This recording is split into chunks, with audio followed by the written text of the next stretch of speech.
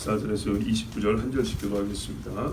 솔로몬의 세입금의 무게가 금 666달란트요.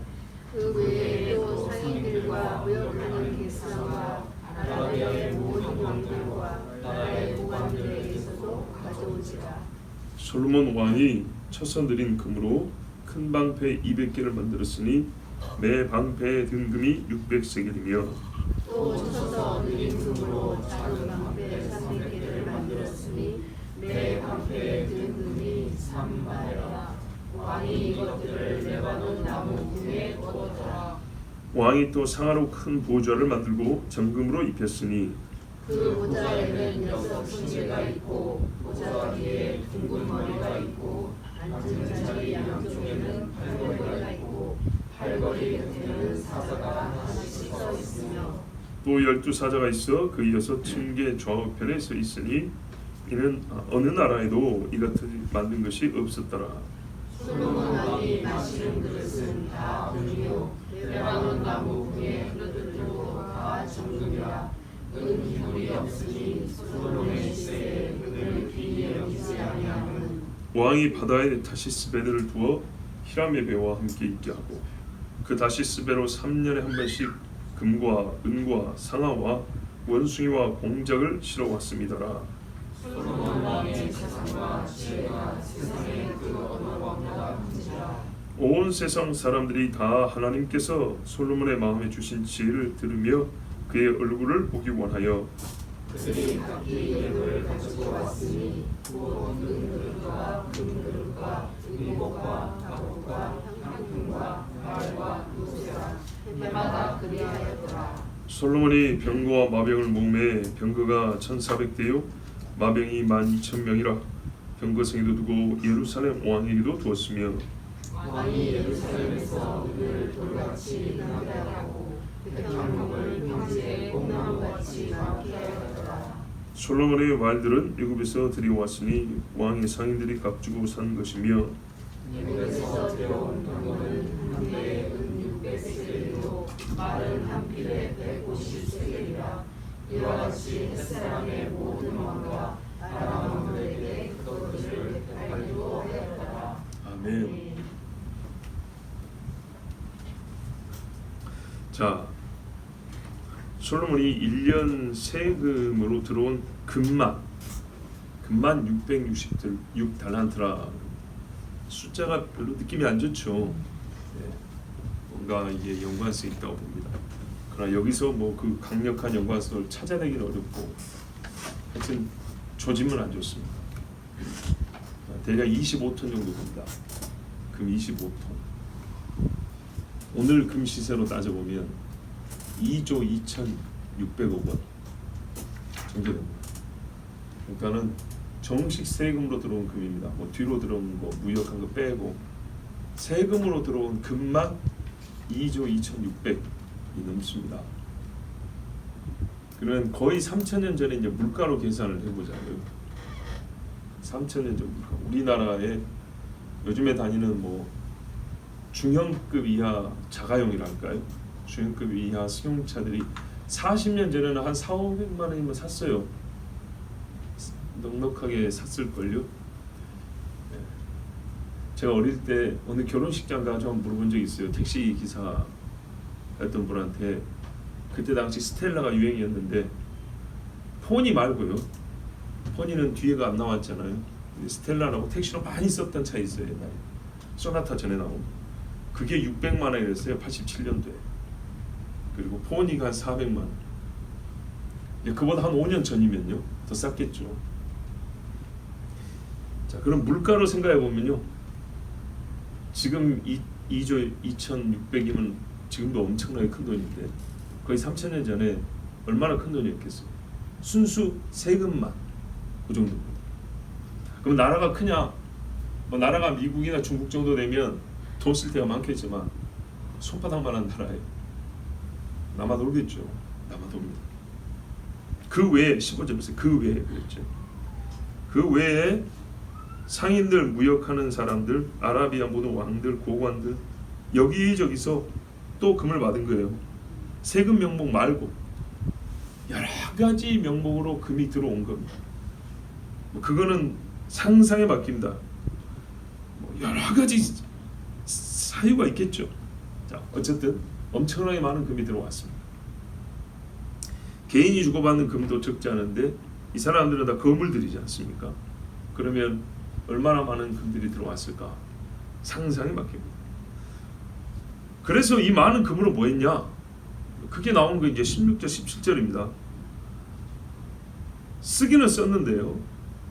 성전에 뭘 더 만들었다는 얘기는 없고, 아쉽게도 일단 금이 제일 많이 소요된 데가 방패 만든 데 썼다. 근데 이것도 사실은 뭐 얼마 안 됩니다. 얼마 안 되지만 그래도 남들 같으면 엄두도 못할 일을 한 거죠. 큰 방패 200개, 작은 방패 300개. 큰 방패에 금을 어떻게 만들었냐 했더니 느려가지고 만들었대요. 쫙쫙 쳐서 펴서 느렸다는 얘기죠. 정확히는 모르겠어요. 왜냐하면 큰 방패라면 보통 전신을 방어하는 방패란 말이에요. 전신. 그 전투 경찰들이 데모 진압할 때 이렇게 막는 방패 있죠. 그럼 큰 거. 그걸 금으로 만들었다는 얘기인데, 솔직히 그걸 전체를 금으로 만들면 못 들 겁니다. 그러겠죠. 딱 세우고 가만히 서 있어야지 들고 어디 못 가겠죠. 무거워서. 그러니까 아마도 나무로 그 방패 모양을 만들고 금박을 입히는 그런 형식이었을 수 있어요. 그다음 밋밋하게는 안 했을 것이고 문양을 만들었을 거니까 두께는 좀 있었을 거다. 왜냐하면 여기 쓴 금이 약 7kg예요. 7kg. 큰 방패에 금이 얼마 되면 7kg가 들려갔대요. 근데 금이 1kg인지 얼마인지 안 봐서 모르겠는데 7kg면 뭐 느려서 방패 만들 수도 있겠네요. 예, 그 정도. 왜냐하면 지금 가벼운 쇠로 만들어도 한 요 정도 해가지고 들고 다닐 수 있으니까. 예. 그럼 이렇게 봐도 되겠습니다.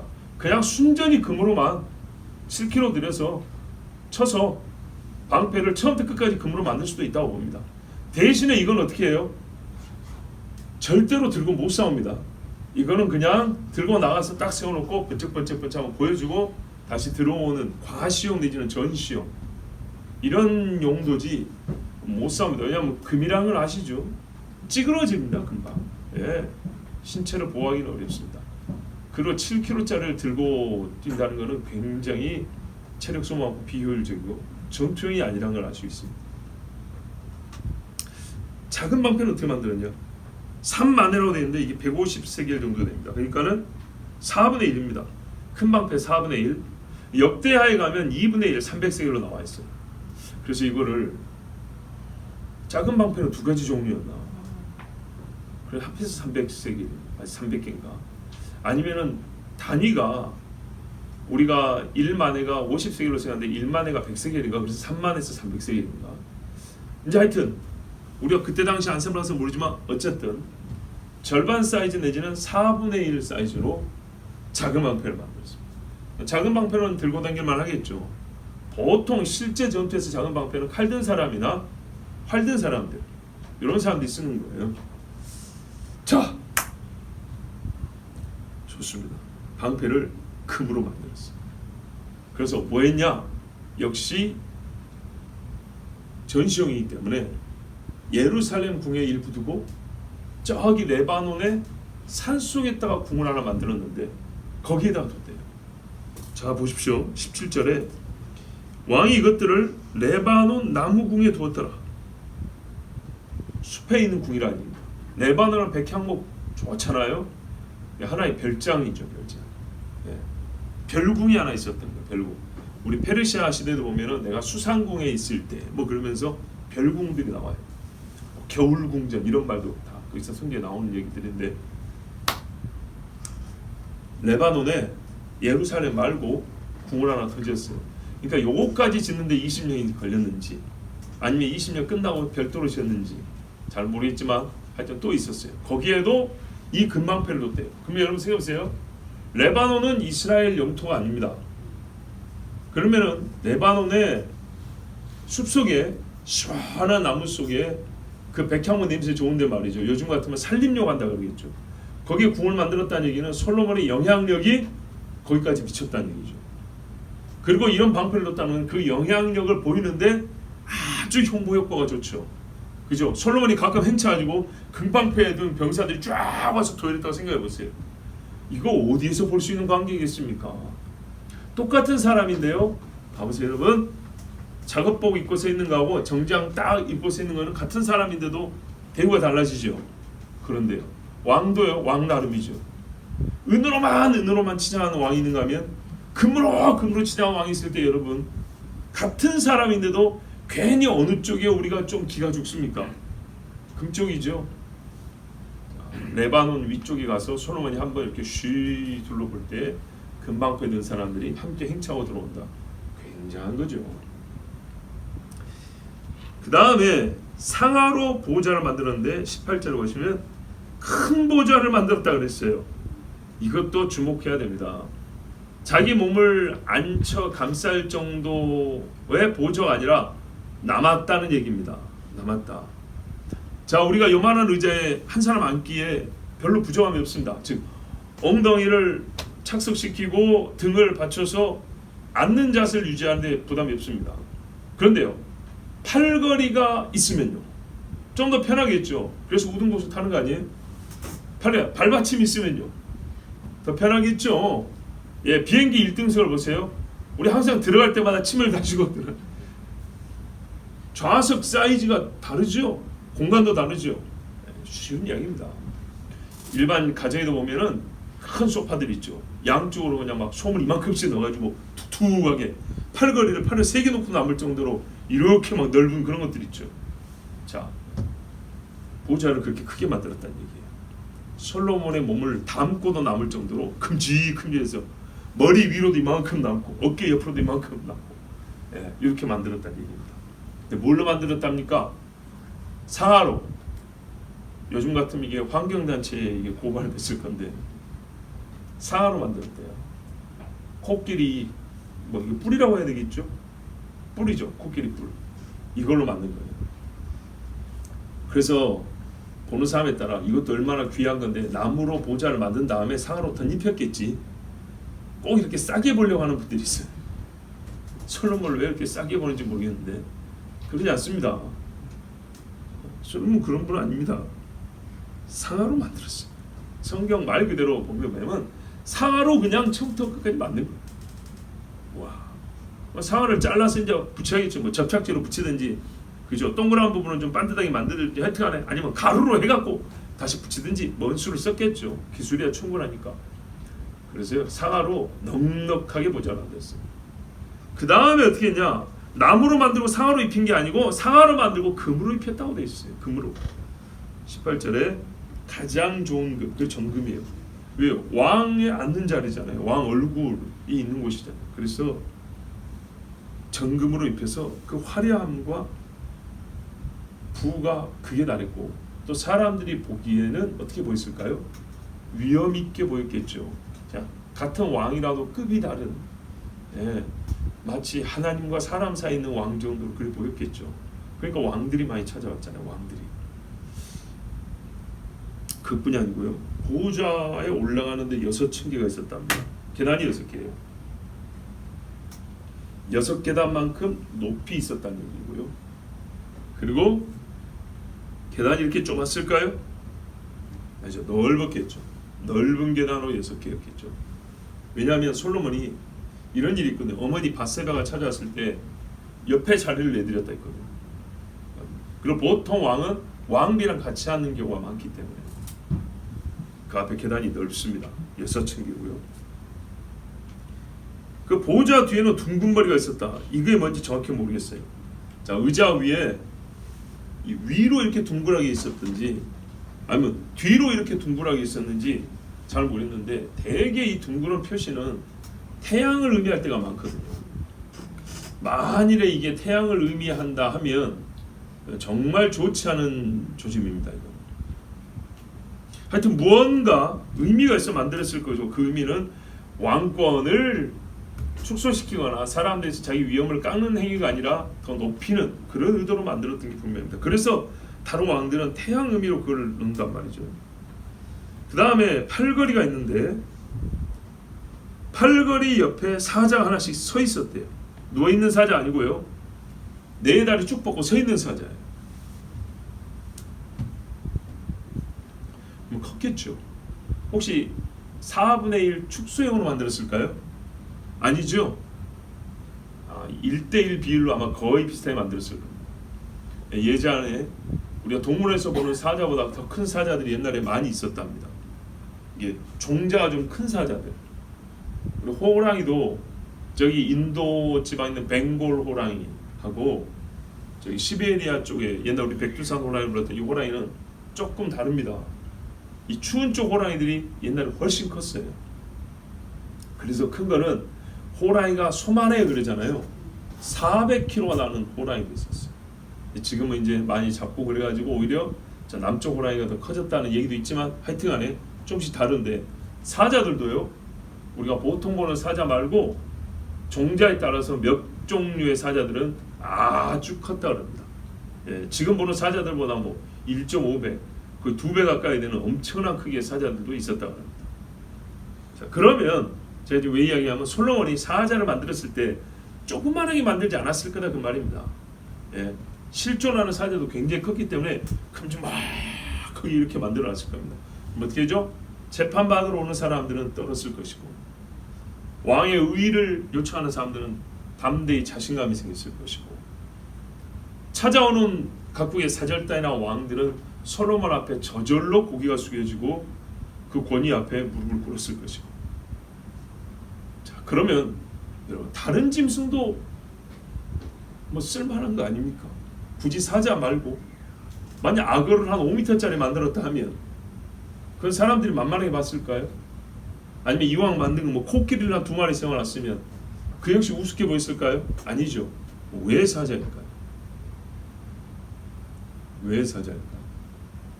통념상 야수의 왕이라고 그러죠. 그러니까 왕권이니까 왕을 의미하는 사자를 세웠겠지만 유다 지파의 사자 이랬어요. 메시아. 사자는 유다 지파의 상징입니다. 그러니까는 장차 올 메시아의 보좌를 어렴풋하게 보여주는 것이고 본인이 유다 지파 사람이라는 것도 말해주고 그리고 보편관념으로도 왕권을 그 왕의 위엄과 권위를 나타내주는데 사자가 여러모로 적합하기 때문에 사자를 세운 거라고 봅니다. 그리고 층계에도 말이죠. 6계단이잖아요. 양쪽에 6마리씩 12마리 돼요. 아마 이 사자들은 크지 않았을 겁니다. 왜냐? 봐보세요. 층계가 6개라서 사자가 양쪽에 6마리씩 12개라고 했어요. 그 말은 곧 층계 사이즈보다 많이 클 수는 없어요. 그러지 않겠습니까? 크게 만들면 6층계 뭐 얼마나 몇 미터 된다고 사자 한 마리가 다 그 6층계만 되겠죠. 크기가. 그런데 6층계에 6마리씩 12마리니까 층계 사이즈로 작은 사자들을 만들었다 이 말입니다. 그러니까는 우리 층계 난간에 보면은 항아리 같이 밑에 돌 하나 받치고 그 위에 난간 만들고 그런 것처럼 사자가 그런 돌 역할을 하는 거죠. 한 마리, 2마리, 3마리, 6마리 이렇게. 자, 높은 데가 아니니까 뭐 난간 같은 거 만들 필요 없지만 하여튼 이렇게 그 테두리를 사자가 6마리씩 앉아 있었습니다.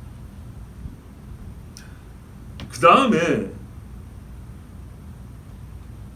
가기 전에 이랬네요. 어느 나라에도 이와 같이 만든 것이 없었다.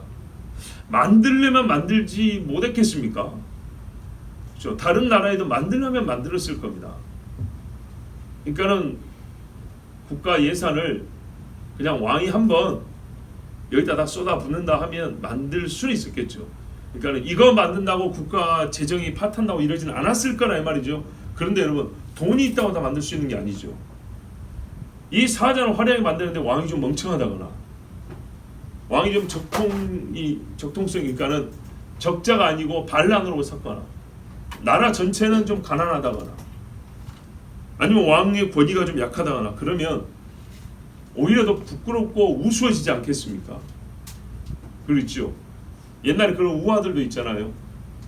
지혜롭지 못한 왕이 백성에게 조롱을 당하는 누구 말만 듣고 뭐 했다가 치장을 했는데 실제로는 그렇지 못해서 부끄러움을 당하는 그런 이야기들도 들어있는데 이게 어울려야 되는 겁니다. 그러나 솔로몬이는 이와 같은 사자, 금사자가 참 잘 어울렸었고 이것을 보는 사람들마다 탐복을 했습니다.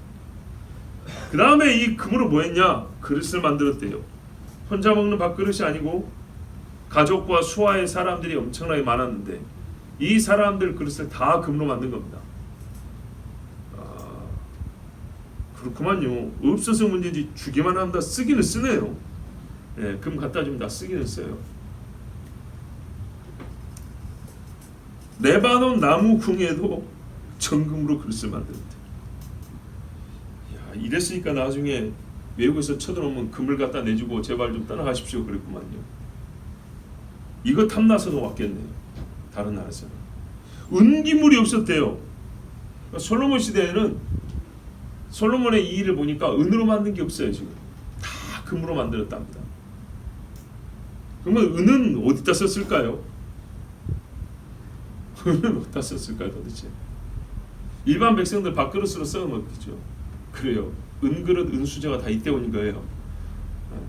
백성들이 다 은으로 했을 것이고 좀 부잣집은 거기도 금으로 했을 것이고, 그래서 은을 귀히 여기지 않았다. 예, 물 마시는 그릇도 다 금인데요. 뭐. 은을 귀히 여기지 않았다는 말은 참 부드럽고 곱게 번역을 한 거고요. 말뜻 그대로 하면 솔로몬 시대에는 은은 아무 가치가 없었다 이런 말입니다. 사람들이 가치 있게 쳐주지를 않았어요. 뭐 과자 사 먹을 때나 그 은이지 어디 옷 한 벌 사 입는다 하면은 이제 금이죠. 금. 은이 취급되지 않는 그런 시대였어요.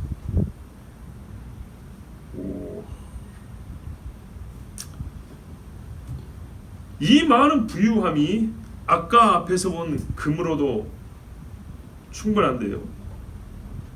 또 어디서 부가 들어왔냐니까 22절 이하에 보면 다시스 배들을 썼고요.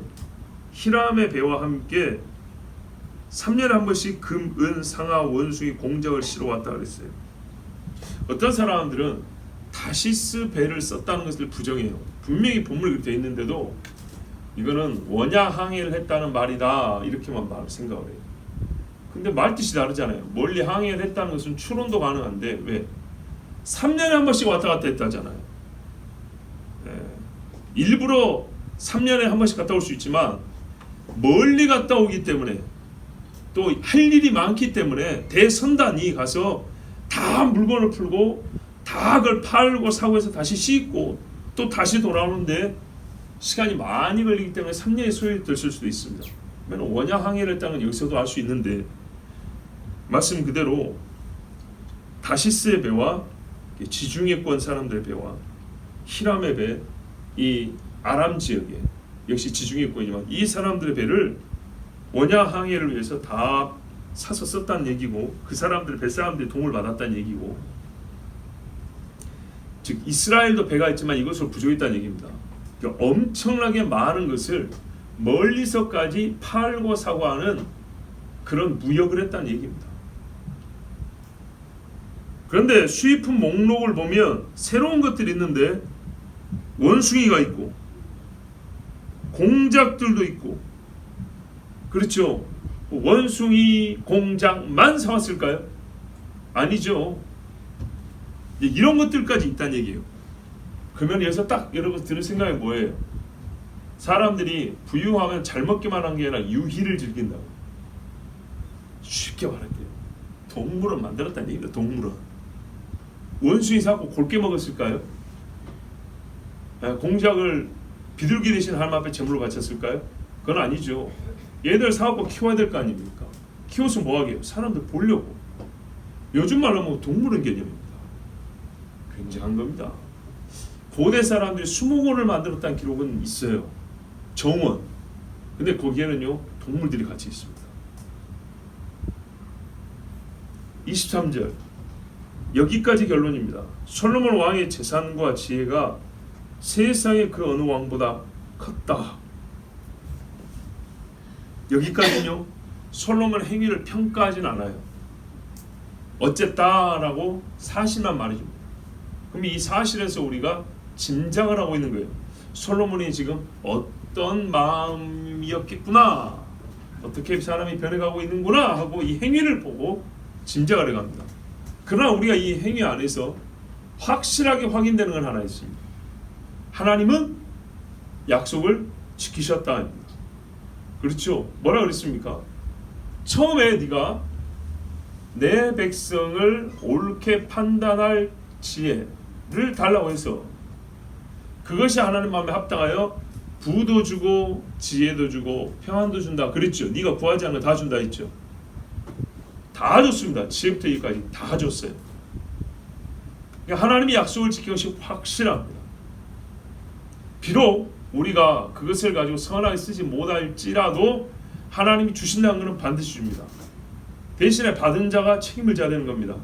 자, 받아서 현재까지 솔로몬이 이렇게 쓴 거예요. 이렇게 받았어요. 또 지혜가 있으니까 어떻게 이걸 더 늘릴 줄도 알아요. 여기까지 좋아요.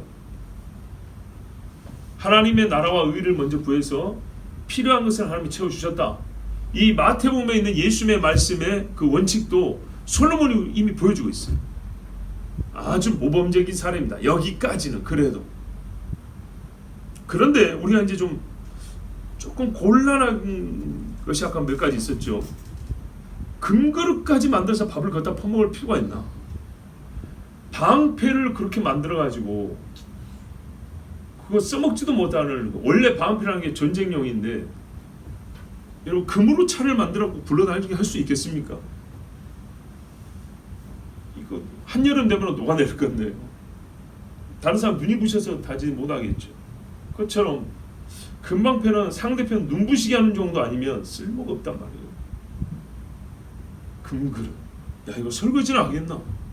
소세지 밀 때마다 막 금가루 떠져 나오는데 달아지는 거 보면서 아까워서 먹겠나? 자, 뭔가 조금 안 좋죠. 보호자 뒤에 뭐 둥근 게 있었다. 이것도 좀 그렇고. 자, 이제 짐작을 해봅니다. 그 다음에 24절 보시면 사람들이 아까 뭘 많이 가져왔다 그랬는데 왜 가져왔냐 하니까 스바형에서도 볼 수 있듯이 하나님께서 솔로몬의 마음에 주신 지혜를 듣고자 합니다. 그리고 그 사람이 진짜인지 얼굴을 보겠다. 아마 솔로몬이 아빠 엄마를 닮아서 좀 잘생겼던 걸로 또 짐작이 돼요. 네. 그래서 보겠다, 들어보겠다, 얼굴 보겠다. 이래가지고 사람들이 엄청나게 많이 가졌어요. 뭐 스바형 때 비슷한 설명했으니까 길게 말하지 않습니다. 그 사람 자체를 보는 것이 복이라고 생각해서 자기들이 평생 모은 거 귀하다고 생각한 것을 귀한 줄 모르고 갖고 왔어요. 그러니까 여기서는 우리가 이렇게 생각할 수 있어요. 하나님을 배울 때 내가 가지고 있는 귀한 걸 귀한 줄 모르고 하나님께 바치는 이런 우리 신앙에 적용을 하는 것은 참 잘하는 것이고 좋은 것인데 솔로몬이 과연 하나님의 어떤 부분을 우리에게 잘 보여주냐 할 때 그렇지는 못하다는 게 아쉬운 거예요. 자, 금그릇, 은그릇, 의복 좋은 거 가져왔겠죠. 갑옷, 향품, 말, 노새, 해마다 그랬대. 해마다. 그러면 이 사람들이 한 사람이 와도 엄청난데 1년 내내 몇 사람이 왔을까요? 그 사람들이 한 40명 왔다고 생각해보세요. 아니 30명만 왔다고 생각합니다. 30년 동안 1년에 몇백 명씩 계속 왔다 갔다 하면서 거기가 무역을 따로 하고요. 와, 양도 엄청나고 이 예물들의 수준도 굉장히 높았겠죠. 어디 쌓아둘 데가 없었을 겁니다. 그리고 이것들을 보호하려고 했는지 솔로몬이 이제 국방력도 든든히 했어요. 우리 앞에도 보면 어느 성들을 세웠다 이런 얘기를 들어봤고요.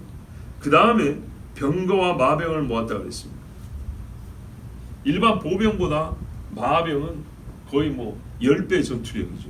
말 타고 다니는 사람들. 거기다 병거까지 있다. 굉장하죠. 마병을 모았는데 병거가 1,400대다. 마병이 12,000명이다. 그러면 병거, 그러니까 전차죠. 말이 끄는 전차 하나당 거의 8, 9명 꼴인데 8, 9명이 탔다는 얘기는 아닙니다.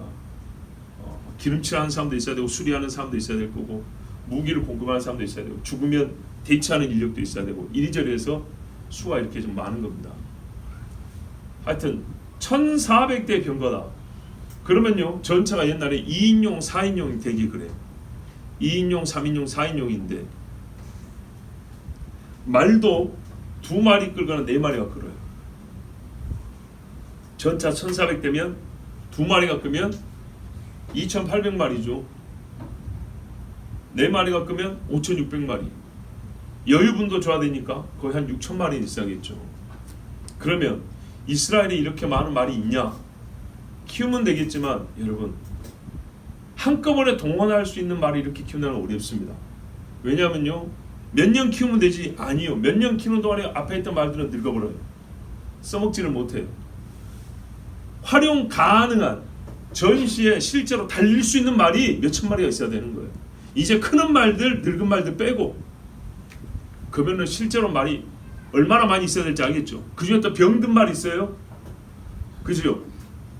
왕의 수레도 끄는 말도 있어야 되죠. 일을 할 때 쓰는 말도 있어야 되죠. 그러면 이스라엘 땅에 말이 수만 마리가 있어야 되는 거예요. 뭐 과연 이스라엘이 수만 마리 말을 키울 수 있냐? 어렵죠. 그럼 뭐 해야죠? 돈 많으니까 수입하면 되죠. 수입하겠죠. 거기다가 저투용 말들은 또 엄청나게 크고 강해야 되지 않겠습니까? 그럼 그런 말들을 많이 써먹었던 고대 나라들이 있을 거 아니에요. 그런 나라한테 사오면 되죠. 그 나라들 얘기가 이제 뒤에 좀 나옵니다. 일단 우리가 순서대로 가면 이렇게 많이 만들어가지고 병거성에도 두고 예루살렘에 뒀다. 그러니까 예루살렘에 근위대에 두고 수도방위 사령부에도 두고 저기 각 지방의 군사 요충지에 병거들을 뒀다. 그 말입니다. 자, 왕이 예루살렘에서 은을 돌같이 흔하게 하고, 자, 예루살렘에서는요 은이 돌 정도밖에 취급이 안 됐다. 그러니까는 예루살렘이 그래도 수도니까 다른 데보다 좀 나았겠죠. 근데 여기서 중요한 게 있어요. 예루살렘이란 말이에요. 자기 궁궐이 예루살렘, 즉 백성들도 부유했다 그 말이에요. 백성들도 부유했다. 백향목을 평지에 뽕나무같이 많게 하였더라. 이 말은 많이 사오게 됐다는 얘기고 가꾸을 수도 있었다, 뭐 그런 말도 있지만 주로 사왔겠죠. 백성들도 왕으로 말미암아 함께 살면서 같이 부를 누렸어요. 여기까지는 또 괜찮아요. 좋아요. 그런데 여러분, 이 부한 왕이 죽고 난 다음에 과연 그 나라가 이 부만큼 신앙도 부유했냐? 1푼도 찾아보기 어렵죠. 이게 그러니까 무서운 겁니다. 한 40년 꿀돼지처럼 살고 400년 신앙 없는 나라가 될 거냐? 아니면 거꾸로, 굳이 이제 말하면 거꾸로 40년 가난하게 먹고 살아도 400년 내려가 신앙을 내려줄 거냐? 잘 선택해야 됩니다. 이스라엘 백성이 400년 종살이 했는데 그 400년 끝에 열매가 말해주잖아요. 열매가 어떻게 했어요? 열매가 요셉의 열매를 보여주잖아요. 야곱과 요셉이 가나안 땅에서 애굽으로 하나님이 내려가라서 내려갔지 않습니까?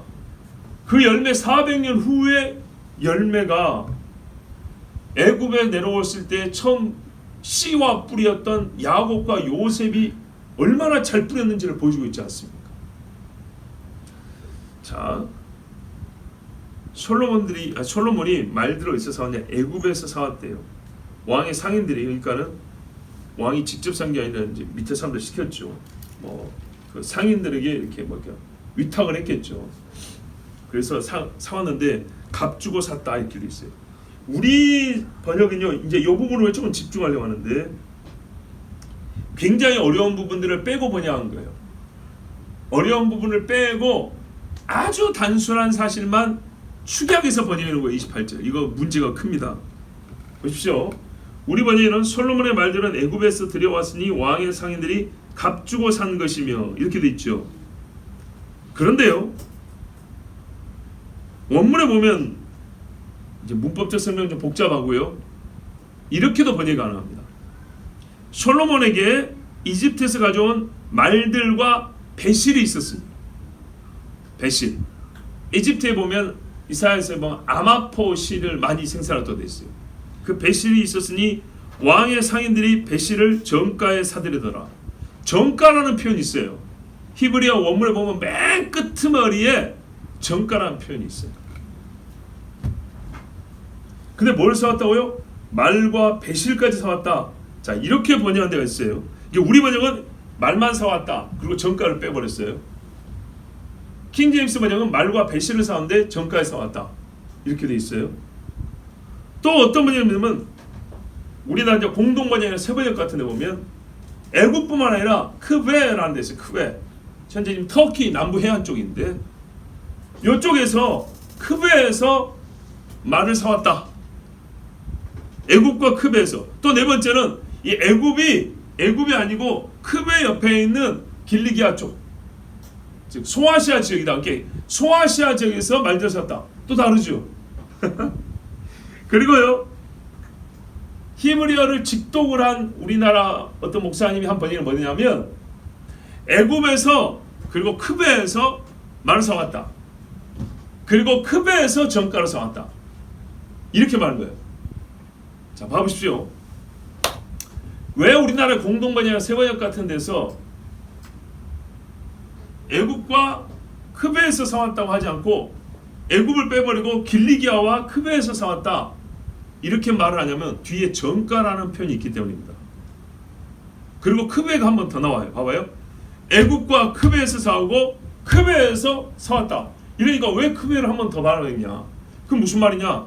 애굽에서 배에다 실어가지고 저기 지중해를 건너서 크베로 가서 거기서 한 번 더 실어서 왔다. 이렇게 돼버리니까 왜 이렇게 힘든 일을 하냐? 애굽에서는 그냥 육로로 와도 되고 가까운데 뭐하러 그리 머리 빙글빙글 돌아왔겠냐? 그래서 그게 아니라 애굽에 안 갔고 터키 쪽으로 가서 가까운 도시 두 군데씩 길리기아와 크베에서 두 군데 가까운 데서 아까 배로 싣고 왔다.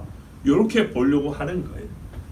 그러나 분명히 히브리 원문에는 미츠라임이라고 애굽이 남아 있어요. 미 미츠라임 이렇게 돼 있고요. 미 가지고 미크베 이렇게 돼 있어요. 자, 봐보세요. 부 미크베 이렇게 돼 있어요. 그리고 크베로부터 어떤 말이냐면 저는 우리나라 어떤 목사님의 히브리어 직독을 선택을 했습니다. 크베가 두 번 나오는데 이런 말이에요. 봐보십시오.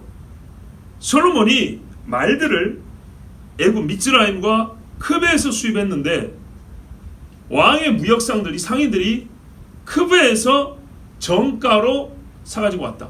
취했다. 이게 무슨 말이에요? 이게 어떤 걸 설명해 주냐면 말은 애굽에서도 수입했고 아시아 지역에서 수입했다는 거예요. 옛날에는 트로이 전쟁 아시죠? 트로이 목마. 거기가 지금 터키 지역이에요. 그러니까는 그 근방에서 말을 수입한 거예요. 그 근방에서. 크베가 그 동네. 그러니까는 애굽 쪽에서 말을 하나 수입을 하고 고대 전쟁 국가에는 거기 소아시아적인 이 트로이 가까운 크베에서 수입을 했는데 애굽 쪽에서는 할인가로 사오고 크베에서는 정상 가격으로 샀다 이 말입니다. 그래서 크베가 한번 나온 거예요. 봐보세요. 솔로몬의 상인들이 애굽과 크베에서 말을 사왔다. 그런데 크베에서 정상가로 사왔다. 원문이 이렇게 돼 있다고요. 이게 무슨 말인지 아시겠죠? 애굽에서는 싸게 사온 거예요. 왜요? 장인이니까. 예. 그리고 애굽의 말들이 잘 팔려야 좋을 거 아니겠습니까? 그래야 더 솔로몬이 사갖고 팔아줘야 또 팔리고 할 거 아닙니까? 그런 뜻입니다. 자, 이때 애굽에서는요 병거까지 사줬어요. 솔로몬이. 또 많이 사주면 깎아주죠.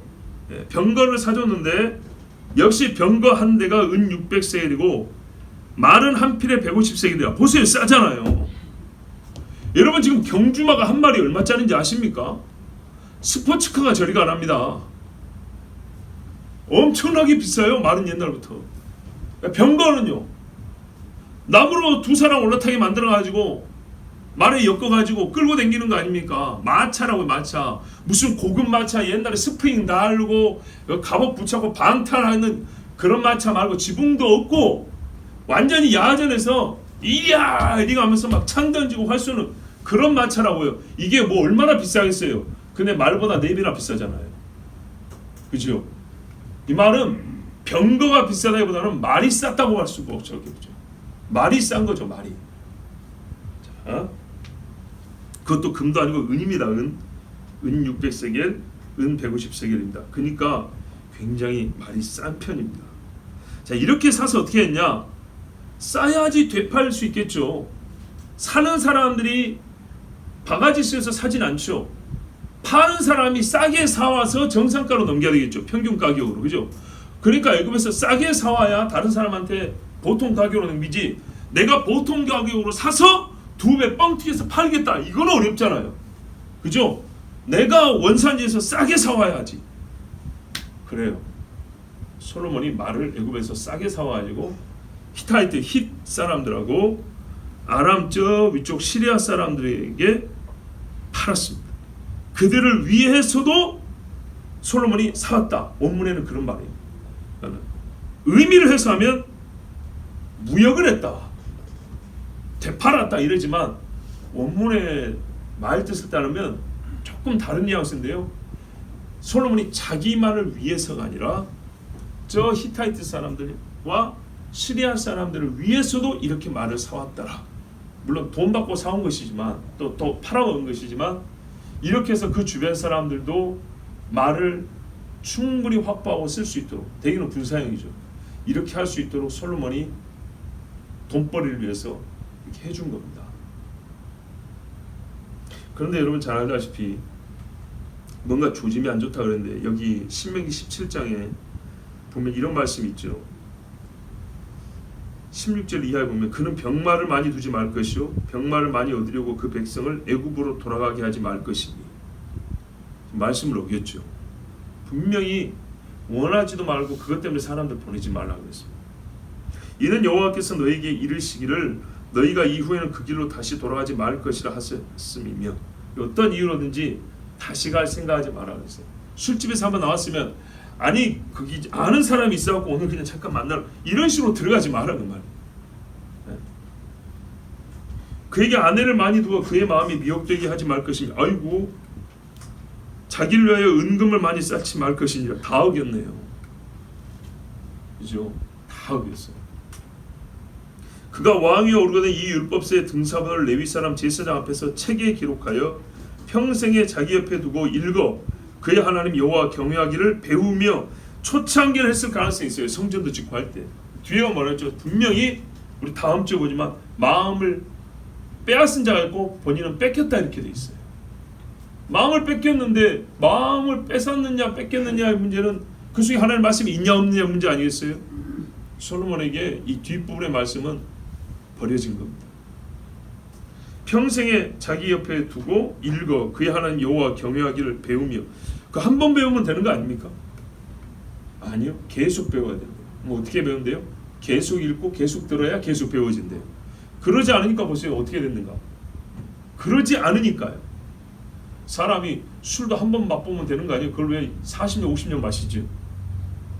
자기 즐거운 거는 하고 또 하고 하면서도 아 그래도 부족해 이러면서 하나님이 경외한 거는 한 번 읽었으면 됐지. 천만의 말씀이죠. 이 율법의 모든 말과 이 규례를 지켜 행할 것이라. 지키는 것 어렵습니다. 그리하면 그의 마음이 그의 형제 위에 교만하지 아니하고, 아이고 그러면 이 말씀 안 지켰으니까 어떻게 된단 말이에요? 솔로몬의 마음이 점점 교만해진다는 거죠. 하나님 말씀하십니다. 이 명예에서 떠나 좌우로나 우로나 치우치지 아니하리니, 에헤 치우치겠네요. 곧. 그죠? 곧 치우치겠네요. 이스라엘 중에서 그와 그의 자손이 왕위에 있는 날이 장관이라. 아이고 오래 못 가겠네. 그렇죠? 자, 하나님 말씀대로 됐습니까? 안 됐습니까? 됐지요. 하나님이 복 준다 해서 복 다 받았어요. 그런데 네 마음이 나에서 떠나면 어떻게 된다고요? 너 교만하게 된다. 교만하면 망하는 거죠. 좌우로나로 치우친다. 네 지혜롭다고 하지만 지혜롭지 못해서 나라가 휘청휘청할 것이다. 그 다음에요, 너 자손들 왕위에 끝까지 보내주려고 했는데, 세워주려고 했는데 얼마 못 간다 했어요. 실제로 그랬죠. 솔로몬 왕위에서 물러난 다음에 한 400년 못 가서 나라가 망해버렸습니다. 그것도 하나님이 많이 참아주신 겁니다. 자, 오늘 말씀에서 우리가 배우는 것, 확실한 건 하나님은 분명히 약속한 대로 하신다. 사람은 하나님의 약속하심을 볼수록 더 믿음이 좋아져야 되는데, 약속한 걸 누리기는 하지만 그 누림이 믿음의 힘을 보태게 하지는 못합니다. 우리가 하나님 앞에 원하는 바가 있잖아요. 기도하고 응답을 달라고. 응답을 줬어요. 그러면 그 응답은 보통 나에게 좋은 것들이라 내가 누리긴 해요. 누린 만큼 믿음이 커지냐? 야, 하나님이 이걸 해주셨어. 그래서 하나님을 더 신뢰하게 되냐? 아니요. 누리는데 정신이 팔려가지고 하나님을 오히려 잃는 경우가 많습니다. 그래서 하나님 어떻게 해요? 정신 차리고 뺏어가죠. 희한하게 그러면 또 정신을 차립니다. 그래서 솔로몬이 지금 하나님의 거룩한 복 주심으로 말미암아 그가 그 마음이 하나님께 더 감사하고 영광을 돌리는 쪽으로 하는 것이 아니라 하나님을 떠나는 쪽으로 가고 있다는 것을 보고 있습니다.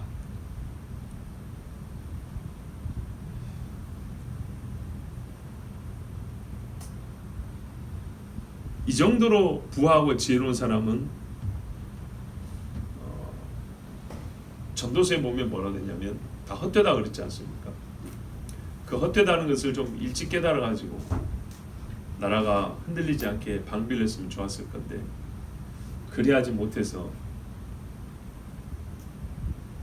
본인 사후에 나라가 쪼개지게 만들어버려요. 그러니까는 나라가 쪼개질 원인을 그가 다 만들어놓고 죽은 거죠.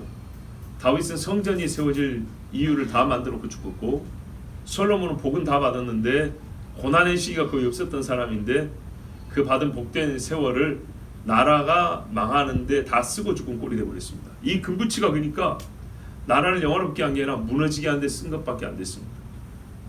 그래서 오늘 말씀 보면서 우리가 신앙적으로 정말 얻어야 될 교훈을 한 줄로 요약하면 오늘 설교 제목과 같습니다. 본질의 의함이 아닌 흔해서 가치 없게 된 때에는 무슨 말이냐면 우리 말씀 중간에 이런 말이 있었죠. 솔로몬 시대에 은이 얼마나 흔했던지 아무 가치가 없다. 돌과 같이 여겨졌다 그랬죠. 본질적으로 은이라는 것이 사람에게 있어서 돌과 같은 것밖에 안 된다. 은이라는 것이 사람을 귀하게 만들어주고 지혜롭게 하거나 의롭게 하거나 하나님을 경외하게 해주지 못하고 사람을 오히려 타락시키는 데 쓰이는 것이다. 본질적으로서 깨닫고 은을 하찮게 여겼다면 나라가 복됐을 것인데 너무 많아가지고 은 저 정도라고 발로 걷어차는 이런 정신을 가진 시대는 어떻게 됩니까? 자기 자신과 그의 나라가 하찮게 여겨지는 겁니다. 본질에 의해서 금과 은은 중요하지 않다. 지혜가 더 중요하고 여호와를 경외하는 것이 가장 중요하다. 이렇게 깨달아서 금은이 있어도 거들떠도 안 보는 그런 사람이었다면 나라가 강건하고 그의 날이 장구했겠지만 그렇지 않냐고 너무 말하고 흔해서 은 저까지 거는 그냥 저 옆에 치워놔 요 정도로 생활을 한 경우에는 그 마음이 쉽게 교만하고 세상 유혹에 넘어가서 하나님을 떠나게 되는 겁니다.